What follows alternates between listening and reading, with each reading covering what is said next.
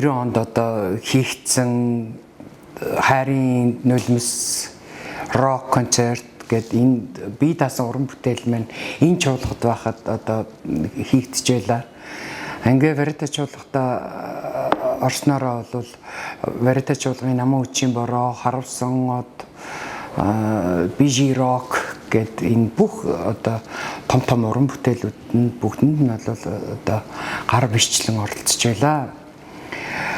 Верита чуулга маань болохоор тухайн үедээ янз бүрийн маш олон төрлийн жанрын, маш олон стилийн ондоо чиглэлээр дуулдаг дуучидтай байсан. Одоо тэгээд миний бие болохоор ерөөхдөө жоохон хүнд рок тал руугаа тийм стилээр дуулж эндээс бол яг мэрэгжлийн дуучин болж ясандаа маш баяртай явдаг. Ингээд энд бол тараагшихаа зэн бэлгийн зүүд аавда хүслийн од гэх зэрэг ийм дуунуудыг бол бас тараагшихаа дуунуудыг дуулж исэн. Мөн одоо манай клавиш хөгжмийн зохиолч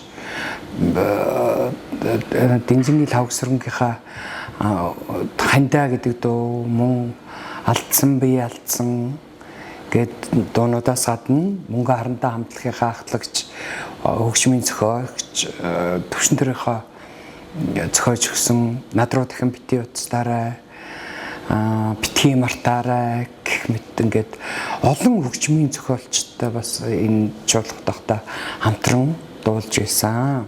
Лавгсрангийн хөгжим алдсан бие алдсан гэд дууны маань ийм хард рок чиглэлийн тийм дууны маань ардталтаа одоо талигаач болсон доо жойлон маань бацаахан гэдгийг бид нар жойлон гэж дууддаг байлаа. Тэр маань одоо соёлын төрөний ажилтан мөнгө туяа маань ийм одоо хойно маань ингээд бүжгэлдэг.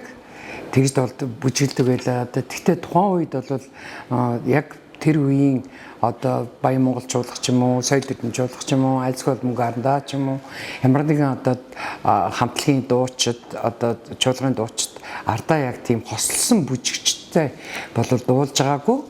Тэрүүгээр бариад жоохон онцгой байсан. Яагаад гэвэл үнэхээр тэр дуучны дууны арталт тэр дуундан тохируулж бүжиг хийнэ, дуучтайгаа харьцаж явна гэдэг асуудал бол яг одоо бидний Верита чуулга цэнгүүний урлагийн маань одоо яг тийм төрөл жанр байсан болоо да гэж бодож байна. Тухайн үед надтай болохоор Верита чуулгад яг одоо үндсэн дуучин одоо соёлын төрөний ажилтан оюун чимгэн маань, Монгол улсын гавьяат дуучин Баасан дорж маань, Инх тайван маань, Инх Батбайн бас байсан юм байна тийм. Ингээд олон дуучин, олон өөр стилээр дуулж байлаа. Сүүлд нь бол манай дээр одоо Монгол улсын гавьяат дуучин, гавьяат жүжигчин Алтан цэцэг маань бас бидэнтэйгээ бас 4-5 жил хамт ингээд уран бүтээл хийсэн байгаа. Үндсэн дуучдаас гадна Верита чуулгад маань маш олон дуучид ирж дуулдаг байлаа. Одоо жишээлбэл одоо Элкондор хамтлагийн маань Жаргал сайхан ирдэг байлаа. Одоо энэ өргөө хамтлагтай дуулж уран бүтээл хийгээд байгаа Мөнх хот маань бас ингээд ирж гэрээгээр ингэж ирж дуулдаг байсан. Нар маань бас ирдэг байлаа.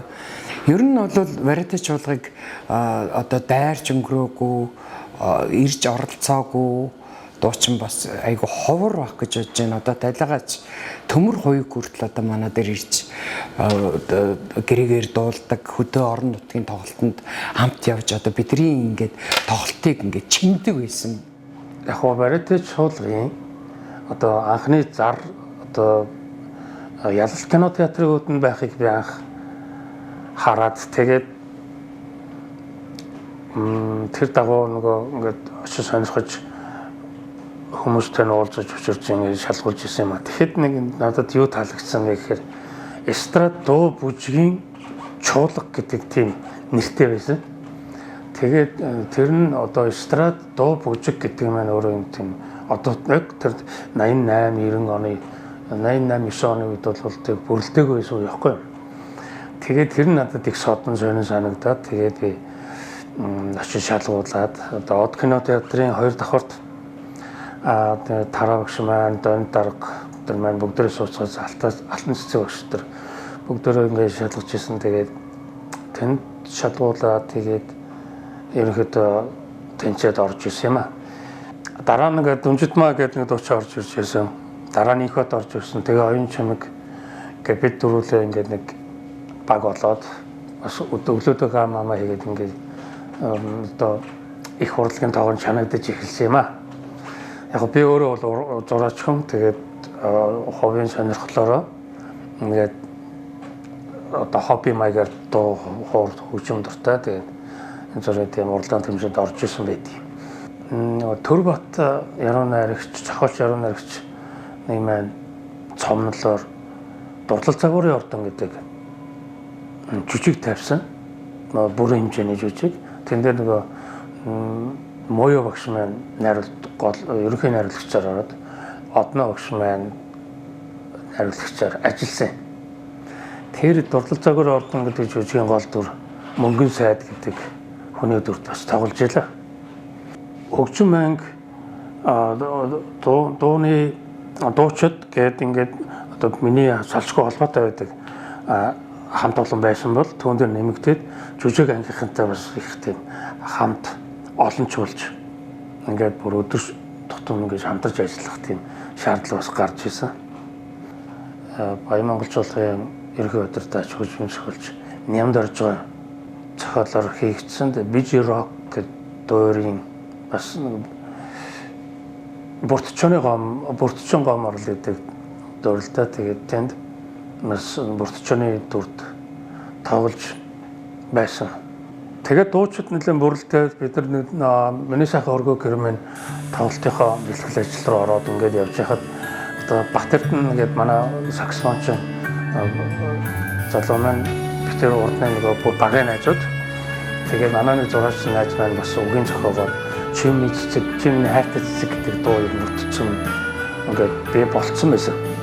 Тэгээд тэрийг сургуулийн үед төгөлдөр урдаар ингээд тоглоод байж байгаа тараа өгч сонсчод тэгээд энэ дуу гэж чинь одоо тоглолтод оруулъя. Тав нэг сайн дасгал, сайн сургууль тэгээд тэгж анхаа Баримтч хөдөлгөөний уран санд орж исэн түүхтэй. Нөгөө яг нэг дахилтын хэсэг буюу нэг тэр юун дээр нь болтгоо яах вэ гэсэн юм. Нөгөө манай одоо Батэрдэн маань болохоор тийм айгүй юм нэг юм зорхоор бүх юмар орчдөг тийм хүн байсан л да. Тэрээс унтахгүй л ингээд байсан. Тэгсэн зүудэнд нь нөгөө тэр одоо дахилтын тэр хэсгийн аял орж исэн гэж. Тэгээд өглөө зүуд сэрэнгүүтээ шууд босоод шууд нотлол тэг эргээд унтсан гэдэг. Тэгээд тэр одоо нэг ахилтны аялгау би бас нэг төөхөд юм. Чимний цэцэг дууны яг тэр хувцсыг болохоор би өөрөө зургийг гаргаад тэгээ ерөнхий зураачтайгаа зөвлөж жагаад тэгээд шийдэжсэн. Тэгээд тэр хувцсыг маань манай ойдлчод ойод тэгээ гутлан дээр нэрээсөө яаж чаддаггүй энэ готлож ёстой чадахгүй байна гэд бүжиг готл өмсчих юм уу гэдээс. Тэгэхээр би өөрөө гэртээ нөгөө материалыг авч жагаад эсгэж яагаад өөрөө ойж иж билээ. Тэгээд айл болох байгаа боломжоо бүгдийг ашиглаад бид нар ирвэхээрэл энэ жуулга яхнаас нь босгож ирсэн ийм түүх байгаа юм да. Одоогийн шиг ингээд бүх юм ингээд одоо өнгөл байвч хийж болдог ч гэдэг юм уу. Ер нь материал янз бүрийн тэр одоо энэ тааж дэлгэцийн шилжлийн хувцас чимэглэлийн тийм материалууд нь бол тийм элбэг байгаагүй байхгүй. Бид чинь шөнө орж суугаад ажиллаждаг гэсэн. Тэр хугацаанд бол би яг мэргэжлийнхэн дагуу тэр зураг мургийн чиглэлийн тааж дэлгэцийн чиглэлийн юм дээр нь бас тус болох. Одоо жишээ нь бид нар ингээд миний сайхан өргөө гэрмэн дээр янз бүрийн тийм туг дарцаг нөгөө яг тэр баатруудын хувцс мууц гэдэг ингээд нөгөө ачаалаагүй ихтэй ойдлчид маань гүйцэхгүй барахгүй байхад бид нар очоод туслана юм хүмүүс наалцж өгнө. Тэгээд тэр туг чадны одоо үзүүр тэр бүх юмд тэгээд гуйл мөл юм төмөр юмуд нь оролцоод тэр бүхэнд гар бие оролцоод явдаг байсан л да. Тэгээд бид нар ч тэрийг аль болох өөрсдийнхөө нэг хичээл зүтгэл шин зоригдлоор бол хайж явж олж бие биенээсээ сургуулж ингэж хийдэг байсан. Тэр нь одоогийнхтай харьцуулах юм бол газар тэнгис шиг тийм өөр зүйл л дээ. Тэгээ энийг бас хэлэх нь зөв баг. Тэр үед бол бид нар үнэхээр нэг баг болж буюу нэг атгсан гар шиг ингэж ажиллаж чадсан нь л бидний бас нэг онцлог байдаг.